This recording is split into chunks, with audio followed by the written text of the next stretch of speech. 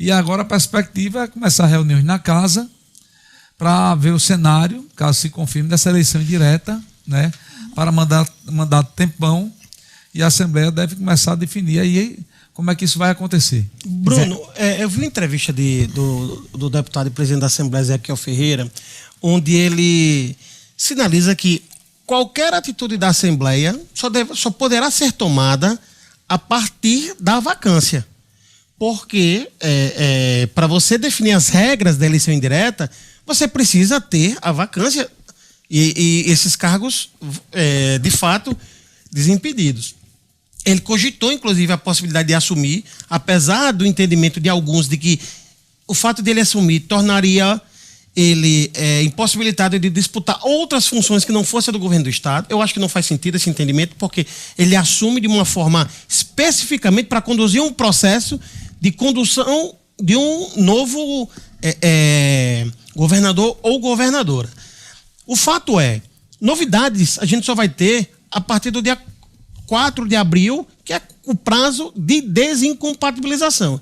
E para haver eleição indireta, precisa-se obrigatoriamente que a governadora Fátima Bezerra deixe o cargo, Walter Alves deixe o cargo, para então haver sim a eleição indireta. E eu repito aqui o que eu digo. Acredito que, salvo acontecer alguma mudança até o dia 4 de abril, não vai haver eleição indireta, porque eu acho que a governadora Fátima não vai deixar o cargo. Dentro do cenário que se tem hoje. Pode mudar? Pode. Mas um ano ela não foi. A governadora não vai deixar o cargo de governadora. Tá certo. Vou dizer por quê, Bruno. Não, ok. Não, mas eu vou explicar por quê, porque eu acho que é importante as pessoas entenderem o porquê desse raciocínio. Pensa só. A governadora deixando o cargo para disputar o Senado, ela não vai ter a garantia, por exemplo, que o governador ou governadora desse período de tampão vai apoiar a sua candidatura ao Senado, vai apoiar as nominadas de federal e estadual da Federação PT, PCdoB, PV, e pode apoiar, inclusive, um adversário na disputa eleitoral de outubro. Além disso, qual é a garantia que a governadora fora do cargo vai ter força para articular, para eleger o governador ou governadora tampão? Fora o fato de estar fragilizada e de não ter o governo para disputar o Senado. Então, o risco, Fátima, é gigante. Vamos lá. Se Fátima se quebrar, como a gente diz, se Fátima arregar, como a gente diz, é mais uma palavra dada e não cumprida. Fátima, nos últimos 30 dias, o PT soltou nota confirmando que ela é candidata ao Senado, que isso faz parte de um projeto nacional e que ela será candidata ao Senado. E ela, em entrevista semana passada, confirmou que sai e que será candidata. Se Fátima se quebrar, se Fátima arregar, se Fátima não cumprir com a palavra, mostra só mais uma vez o desastre que se transformou o governo Fátima Bezerra. Vejamos. Fátima Bezerra faz parte do projeto nacional do PT para ser senadora e ocupar uma cadeira a partir do ano que vem no Senado Federal. Se ela ficar no governo, foi por quê? Por que ela ficou no governo?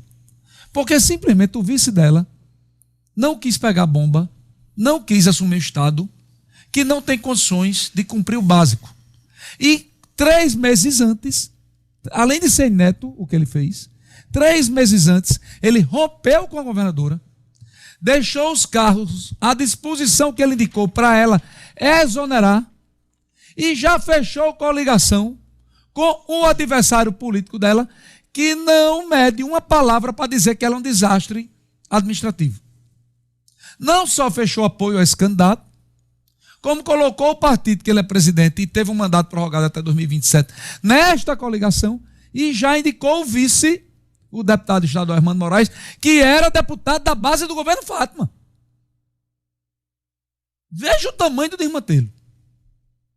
Aí Fátima hoje, olha a situação que ela está, e Bruno está certo nisso.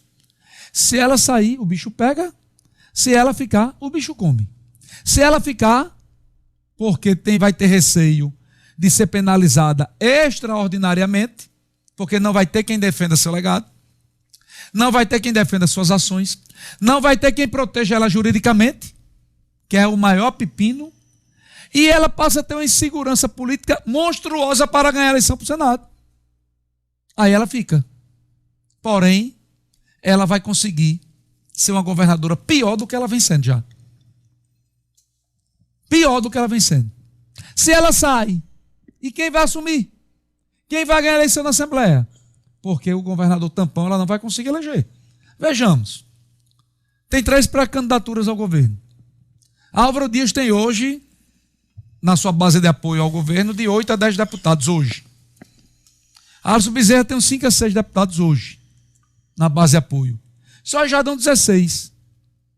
Já ela estaria em menor número do que a oposição ao governo dela. Mas ninguém com maioria. Sem falar, calma. Não, é porque é importante. Sem falar que aí o rei, nesse xadrez, que se chama o presidente da Assembleia Legislativa, caminha para ir para um partido que deverá estar coligado a Álvaro Dias para a eleição do governo. Então, mesmo que Alisson, os deputados de Alisson, e eu falei com 2 hoje, que apoiam ele, na Assembleia, votasse contra os candidatos que apoiam Álvaro e que estaria com Ezequiel, talvez mesmo assim não desse os votos suficientes para que Fátima viesse fazer o governador tampão. Carlos Eduardo Xavier, esse não tem a menor chance de ser o governador tampão. A menor. Então veja, gente, a situação que o estado do Rio Grande do Norte se coloca. Aí me diga uma coisa. Se ela sair, como é que uma cidadã dessa vai chegar em praça pública e dizer que merece o voto do Potiguar? E se ela não sair, como é que o Potiguar vai escutar uma cidadã dessa pedindo voto para os candidatos dela? Aí tem só um plus nisso tudo. Se Fátima não sair, talvez, se Fátima não sair, é a opinião de Bruno Araújo. Isso. E que eu começo a comungar com ela. E que eu começo a comungar com a opinião de Bruno Araújo. O risco que Fátima corre saindo do governo do estado é astronômico.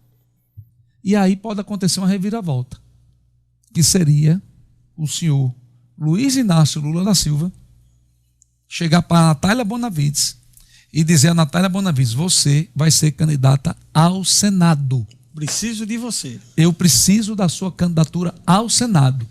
Mas Lula, eu tenho uma eleição certa para federal. Tudo bem, vamos lhe dar as garantias necessárias aqui. Se eu for reeleito presidente e você perder para o Senado, seu espaço é esse. Se eu perder a eleição para presidente e você perder para o Senado, o PT vai lhe garantir isso.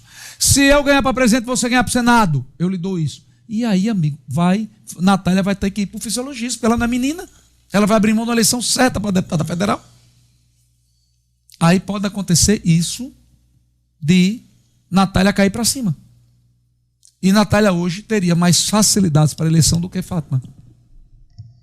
Pode ser que ela seja convocada. E eu acho difícil, muito difícil, Natália, mesmo já tendo soltado nota, dizendo que é candidata à eleição, olhar para os olhos do bruxo, do encantador de serpente, que é Lula, e dizer: vou atender seu pedido não, Lula. E aliado, só bem rapidinho, aliado a tudo isso que você falou, Bruno, também ainda corre o risco de Fátima, ela saindo do governo e não colocando um aliado dela, ela pode sim correr o risco de responder por improbidade administrativa de ações e atitudes do governo dela durante todo esse período. Uma coisa que estava esperada era a presença dela hoje para fazer a leitura da mensagem da governadora na Assembleia, mas assim como ano passado, eu acredito que ano retrasado também, ela não foi. Dia 10, ela confirmou que estaria participando, faria na próxima terça-feira a leitura lá. E nessa leitura a gente poderá ter um norte, se ela fica ou não, porque a leitura tanto é tradicionalmente uma prestação de contas do governo, como também os próximos passos, as próximas medidas. Aguardar até terça-feira, caso ela vá, compra a palavra diz, já que ela não foi hoje, saber se lá a gente vai ter alguma pista aí, se Bear está correto nessa possibilidade dela não ser candidata. Lembrando, essa questão de ela ser candidata ou não é uma leitura baseada no recorte que a gente tem hoje.